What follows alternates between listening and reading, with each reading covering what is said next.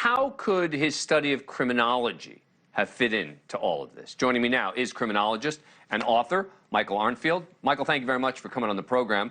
Appreciate it. All right, so, there was an op-ed piece, for example, in the New York Times of a criminologist basically saying, don't blame criminology here. That's a very different thing. You agree with that?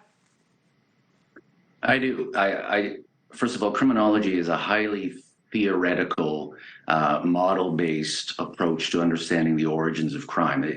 I know of no traditional criminology program, and this is one of them. I looked into this, that offers, for instance, practical homicide investigation or common forensic countermeasures.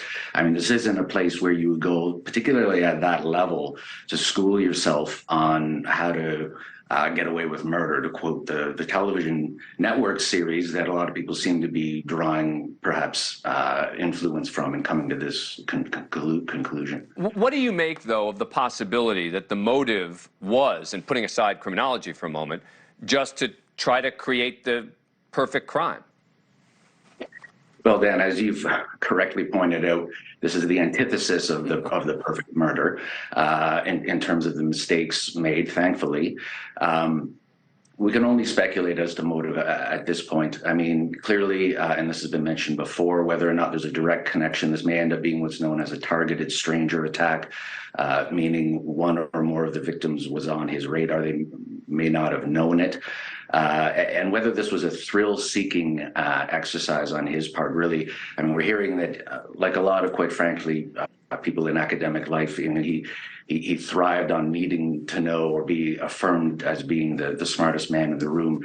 I mean, did that narcissism play into this?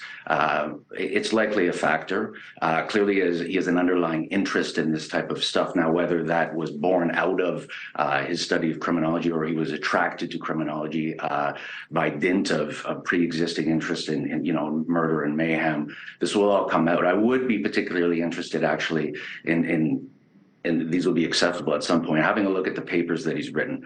What were sort of his areas of undergraduate and then graduate interest and speciality? And is there some intersectionality there? Is there a fear among you or others in your field that the field of criminology will now be stigmatized? That initially did occur to me when this was announced, that there would be, rightly or wrongly, a nexus drawn by the media between what he was studying and, of course, these horrible crimes. I mean, but if you think back, the last PhD mass murderer was, of course, James Holmes, outside of Aurora, Colorado, the Batman shooter.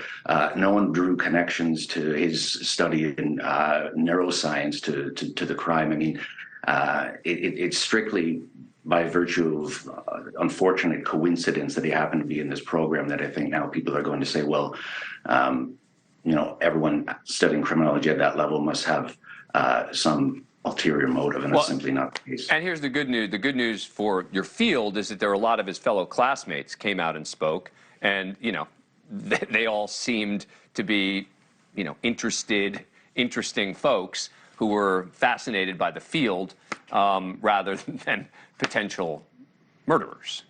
Precisely. Yeah. All right. Thank you so much, Michael, for coming on the show. Really appreciate it. Because, look, this is a story that still has a lot of questions.